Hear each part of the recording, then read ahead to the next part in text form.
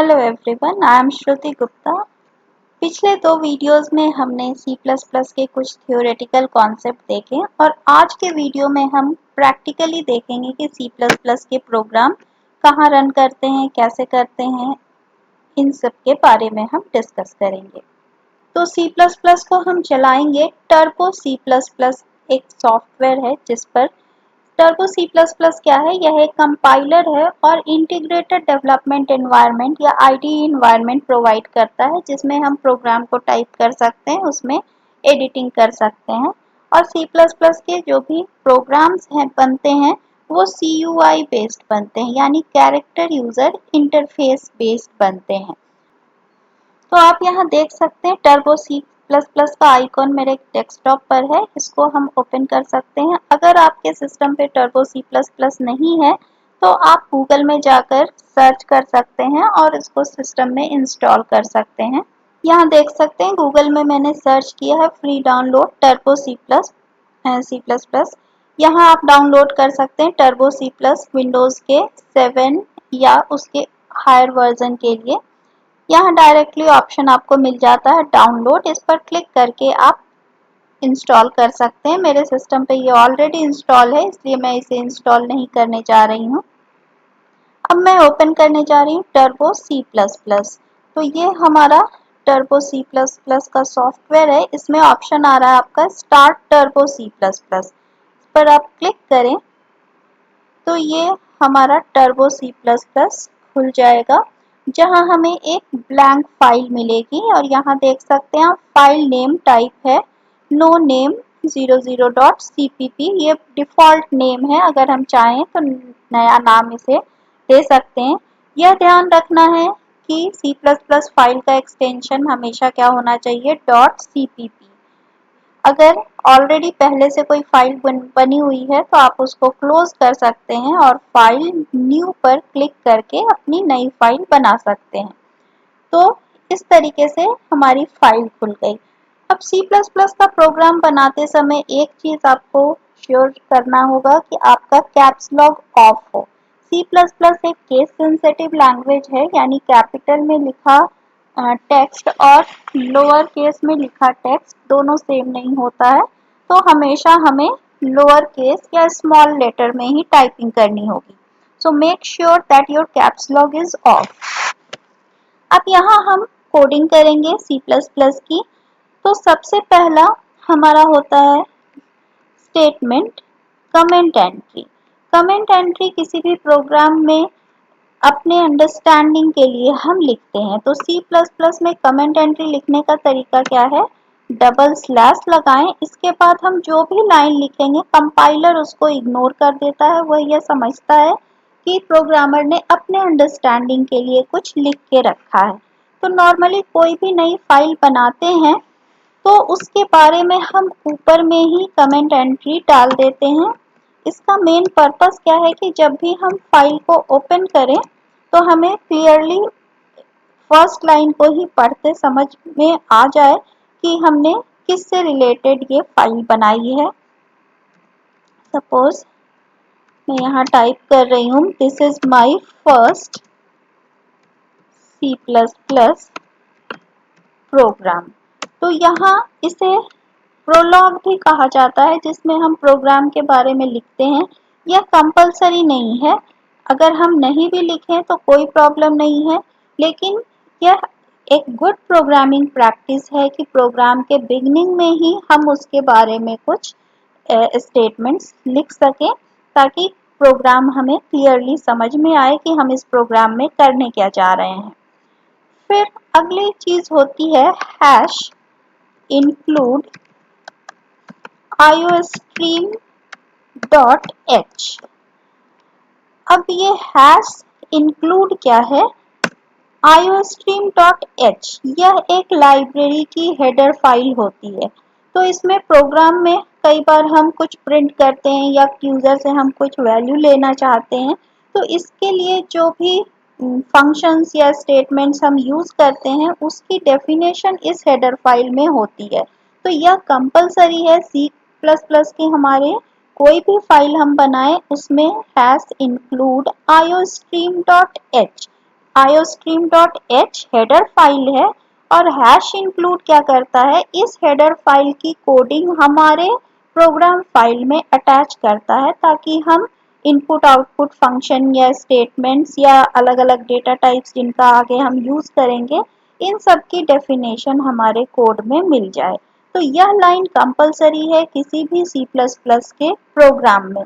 ध्यान रखना है सारी चीजें स्मॉल में टाइप होंगी, एक भी स्पेलिंग मिस्टेक होगा तो आपका प्रोग्राम नहीं चलेगा। फिर नेक्स्ट है void main और यह कहलाता है फंक्शन। फंक्शन का साइन है यह first bracket open and close. कई बार बुक में आप यहाँ void की जगह int भी देख सकते हैं। int main भी होता है, void main भी हो सकता है। इनमें डिफरेंस क्या है जब हम फंक्शंस पढ़ेंगे तो देखेंगे।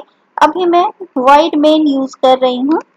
किसी भी प्रोग्राम का एग्जीक्यूशन मेन फंक्शन से ही स्टार्ट होता है, यानी C++ के जो भी हम प्रोग्राम बनाएंगे उसमें मेन फंक्शन का होना जरूरी है। तो मेन और ये फर्स्ट ब्रैकेट इसको फंक्शन साइन कहते हैं, फंक्शन पढ़ा जाता है void main फंक्शन। और ये मिडिल ब्रैकेट इसे कर्ली ब्रेसेस कहा जाता है जो ब्लॉक ऑफ स्टेटमेंट को दिखाता है, यानी मेन फंक्शन हमारा यहाँ से शुरू हो रहा है और यहाँ खत्म हो रहा है। तो जो भी कोडिंग लिखनी है हम यहाँ मेन फंक्शन के अंदर लिखेंगे। तो जितने ओपनिंग ब्रेसेस होने चाहिए उतने ही क्लोजिंग ब्रेसेस होने चाहिए। तो यहाँ फिलहाल हमारे पास एक ओपन है और एक क्लोज है। ठीक है। अब अगर हमें कुछ प्रिंट करना है, स्क्रीन पर मैं कुछ प्रिंट करना चाहती हूँ, तो उसके लिए यूज करेंगे काउट स्टेटमेंट। काउट ये लेस देन साइन दो बार यूज करेंगे काउट, और डबल कोट्स में हम स्टेटमेंट लिख सकते हैं सपोज वेलकम टू C++। यहाँ काउट वह स्टेटमेंट है जिसके थ्रू हम कुछ मैसेज स्क्रीन पर प्रिंट कर सकते हैं। काउट के साथ double sign greater than less than का यूज होगा और डबल कोट्स में हम वह मैसेज लिखेंगे जिसे हमें स्क्रीन पर प्रिंट करना है। अब यह मैसेज कैपिटल में हो स्मॉल में हो उससे कोई फर्क नहीं पड़ता है। डबल कोट्स ओपन और डबल कोट्स क्लोज, इसके बीच में हम कुछ भी स्टेटमेंट लिख सकते हैं जो हमें स्क्रीन पर प्रिंट करना है। इसके साथ ही यहाँ सेमीकोलन यूज हुआ है। सेमीकोलन ये कहा जाता है सेंटेंस टर्मिनेटर। यहाँ मैं कमेंट में लिख दे रही हूँ सेंटेंस टर्मिनेटर। हर सेंटेंस के लास्ट में हम सेमीकोलन यूज करते हैं। किसी ब्लॉक में सेमीकोलन का यूज नहीं होता है, जैसे void मेन फंक्शन के बाद हमने सेमीकोलन नहीं लगाया है क्योंकि मेन फंक्शन यहाँ से शुरू हो रहा है और ये ब्लॉक स्टेटमेंट है, तो इसमें सेमीकोलन यूज नहीं होता है। तो अगर इसे हम सेव करें इस फाइल को, ये हमारा कमेंट एंट्री हो गया सेंटेंस टर्मिनेटर। तो इस फाइल को सेव करें तो फाइल मेन्यू में जाकर सेव पर क्लिक कर सकते हैं या F2 प्रेस कर सकते हैं। यहाँ हमारे फाइल का हम जो भी नाम देना चाहें हम दे सकते हैं सपोज first.cpp। यहाँ ओके पर क्लिक करें, ये हमारे फाइल का नेम यहाँ चेंज हो गया, आप देख सकते हैं। अब इसको हम क्या करेंगे, कंपाइल करेंगे। कंपाइल करने से क्या होता है, हमारा ये जो सोर्स कोड है ये किस में कन्वर्ट हो जाता है, मशीन कोड में। ये हमने पहले भी देखा था और हम यहाँ कंपाइलर यूज कर रहे हैं। तो कंपाइल करने के लिए कंपाइल मेन्यू में जाके कंपाइल ऑप्शन पर क्लिक कर सकते हैं या इसका शॉर्टकट यहाँ देख सकते हैं Alt F9 से भी इसको कंपाइल किया जा सकता है। इस पर क्लिक करें, यहाँ देख सकते हैं 0 एरर्स एंड 0 वार्निंग, यानी फाइल को कंपाइल करने में कंपाइलर को कोई एरर या वार्निंग जनरेट नहीं हुई है, यानी हमारा प्रोग्राम सही है, इसमें कोई प्रॉब्लम नहीं है। नीचे लिखा आ रहा है प्रेस एनी की, कोई भी की आप प्रेस करें। ये हमारा प्रोग्राम कंपाइल हो गया। अब इसको एग्जीक्यूट करने के लिए हमें रन करना होगा। तो यहाँ रन मेन्यू से रन ऑप्शन हमें सेलेक्ट करना है। या शॉर्टकट की कंट्रोल F9, कंपाइल के लिए Alt F9 और रन के लिए कंट्रोल F9 प्रेस कर सकते हैं। रन करें। ये प्रोग्राम हमारा रन हो गया, लेकिन हमें कोई स्क्रीन पे आउटपुट नहीं दिखाई दे रहा है। तो इसके लिए आउटपुट देखने के लिए हमें जाना होगा फाइल मेन्यू, डॉस सेल में। आप यहाँ देख सकते हैं सेकेंड लाइन में ऊपर वेलकम टू C++ लिखा आ रहा है। तो ये आउटपुट हमारा आ रहा है। वापस यहाँ हम एडिटर पर जाना चाहते हैं तो यहाँ प्रॉम्प्ट पे हम यहाँ क्या टाइप करेंगे, एग्जिट। ठीक है, लेकिन बार बार आउटपुट देखने के लिए हमें कहाँ जाना पड़ रहा है, फाइल मेन्यू, डॉस सेल में। तो अगर हम उससे बचना चाहते हैं तो यहाँ हम एक फंक्शन ऐड कर सकते हैं, getch फंक्शन। getch फंक्शन से डायरेक्टली हमें आउटपुट दिख जाएगा। और साथ ही एक चीज और मैं करना चाहती हूँ, स्क्रीन क्लियर करना चाहती हूँ, यानी जो भी आउटपुट दिखाई दे रहा है वह क्लियर हो जाए। इसके लिए CLR SCR फंक्शन का यूज किया जाता है। ये सब बने हुए फंक्शन है। CLR SCR फंक्शन से स्क्रीन क्लियर हो जाता है और getch से हम डायरेक्टली आउटपुट तक चले जाते हैं। अब इस प्रोग्राम को अगर हम कंपाइल करें तो यहाँ देखें तो दो एरर्स आ रही हैं। अब ये एरर क्यों आ रही हैं, यहाँ नीचे आपको एरर दिखाई दे रहा है, CLR SCR should have a prototype, getch should have a prototype, क्योंकि इन दोनों फंक्शंस की डेफिनेशन iostream.h हेडर फाइल में नहीं है। तो इसके लिए हमें एक नई हेडर फाइल इसमें ऐड करनी होगी, हैश include conio.h। एक्चुअली ये कंपलसरी हेडर फाइल नहीं है और getch नॉर्मली स्टूडेंट सोचते हैं कि getch लगाना कंपलसरी है, बट ये कंपलसरी नहीं है। आउटपुट हम फाइल मेन्यू डॉस सेल में जाकर देख सकते हैं। तो इन दोनों फंक्शन की डेफिनेशन कहाँ है, conio.h हेडर फाइल में। तो इस हेडर फाइल को भी हमें अटैच करना होगा। यहाँ ध्यान रखें, ये लेस देन और ग्रेटर देन साइन के बीच में हेडर फाइल का नाम लिखा जाता है, यहाँ ब्रैकेट यूज नहीं करना है। ठीक है, अब इसको फाइल को वापस हम सेव कर ले। अगर कोई चेंजेस करते हैं तो फाइल को सेव करके फिर से कंपाइल करना पड़ता है। इसको हम कंपाइल करते हैं। अब देखें तो हमारी एरर सॉल्व हो गई, प्रेस एनी की। अब इसको हम रन करें तो ये देख सकते हैं स्क्रीन क्लियर हो गया और हमारा आउटपुट आ रहा है वेलकम टू C++।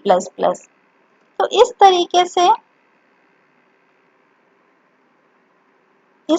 से हम किसी भी प्रोग्राम को चला सकते हैं। getch फंक्शन लगाने से क्या फायदा हुआ, हमें फाइल मेन्यू डॉस सेल में नहीं जाना पड़ा, डायरेक्टली हम रन करते हैं तो हमें उसका आउटपुट मिल जाता है। और यहाँ कर्सर हमारा वेट करता है कि यहाँ हम कोई की प्रेस करें। जैसे ही हम कोई की प्रेस करते हैं हम वापस अपने एडिटर पर आ जाते हैं।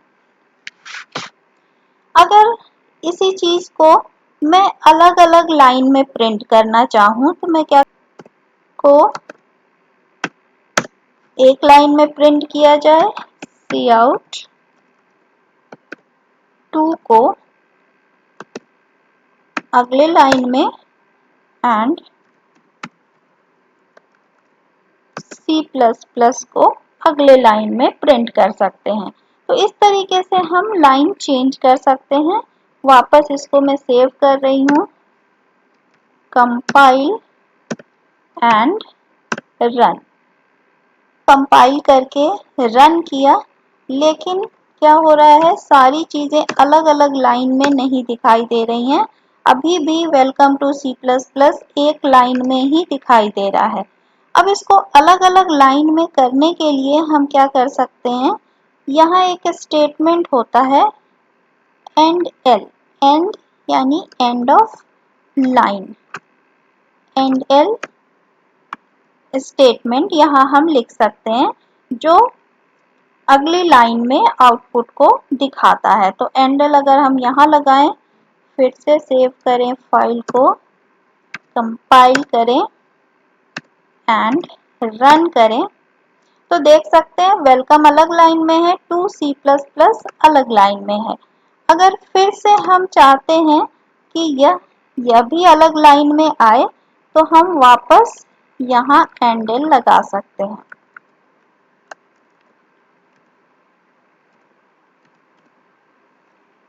तो ये सारी चीजें अलग अलग लाइन में प्रिंट होंगी। एक तरीका ये है एंडल फाइल सेव कंपाइल रन। अब देख सकते हैं ये तीनों वर्ड्स अलग अलग लाइन में आ रहे हैं। एक तरीका तो यह है कि हम एंडल का यूज करके हम अलग अलग लाइन में प्रिंटिंग कर सकते हैं। एंडल डबल कोट्स में यूज नहीं करना है और यहाँ वापस डबल लेस देन साइन लगाना है, फिर जाके हम इसको लगाते हैं। एक तरीका ये है, लेकिन अगर मैं चाहूँ कि एक ही लाइन में इसको मैं प्रिंट कर सकूं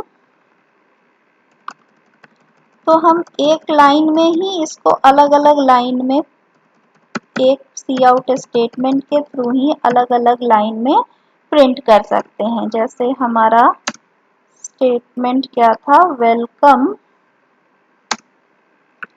स्लैश एन लगा सकते हैं, welcome to slash n C plus plus.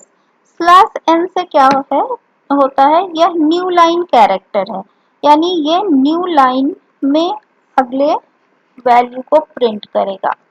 तो इसको हम सेव कर लें, कंपाइल एंड रन।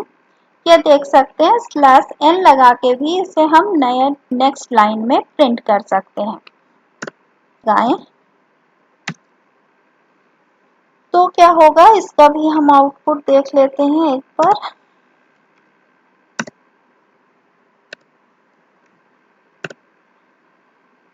अब यहाँ देख सकते हैं हमने वेलकम के बाद क्या लगाया था, स्लैश टी। टी से क्या होता है, यह एक टैब का स्पेस छोड़ता है। टैब की प्रेस करने से क्या होता है, हमारा कर्सर 8 कैरेक्टर्स आगे खिसक जाता है। तो इसी तरीके से अगर हॉरिजॉन्टल स्पेस हमें छोड़ना है तो स्लैश टी लगा सकते हैं, और अगर लाइन चेंज करनी है तो स्लैश एन का यूज कर सकते हैं। तो यहाँ स्लैश टी यूज किया था, अगर यहाँ भी हम स्लैश टी लगा दें तो इसका हम आउटपुट देखते हैं क्या आएगा।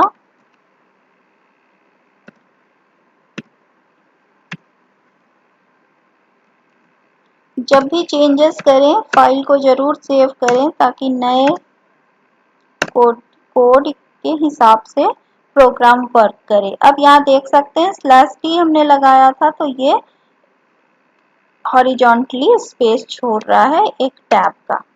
तो इस तरीके से स्लैश टी यूज कर सकते हैं, स्लैश एन भी यूज कर सकते हैं सेम सी आउट स्टेटमेंट में न्यू लाइन के लिए, और या तो एंड एल भी यूज किया जा सकता है। और सेमीकोलन सेंटेंस टर्मिनेटर है, जैसे यहाँ CLR फंक्शन के बाद भी मैंने लगाया है, गेट ch फंक्शन में भी लगाया है। तो ये सब इनबिल्ट फंक्शन है जो हेडर फाइल में मौजूद है और इनका हम यूज करेंगे। CLR स्क्रीन क्लियर करने के लिए गेट ch फंक्शन,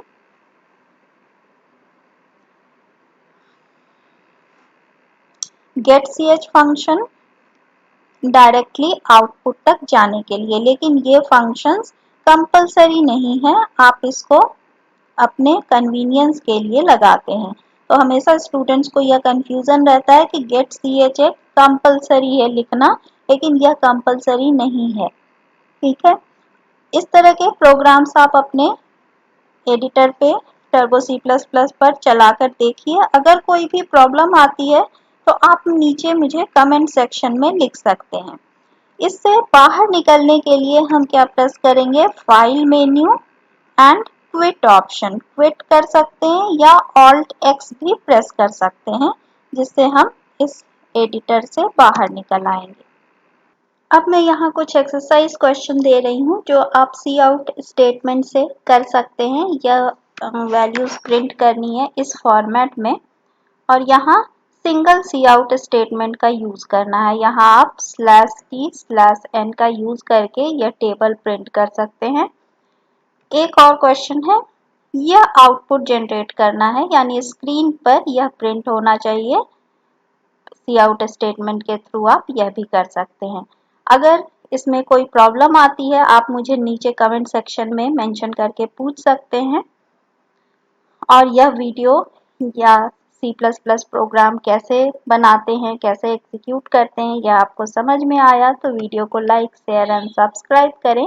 साथ ही नोटिफिकेशन बटन को ऑन करें। Thank you and have a nice day.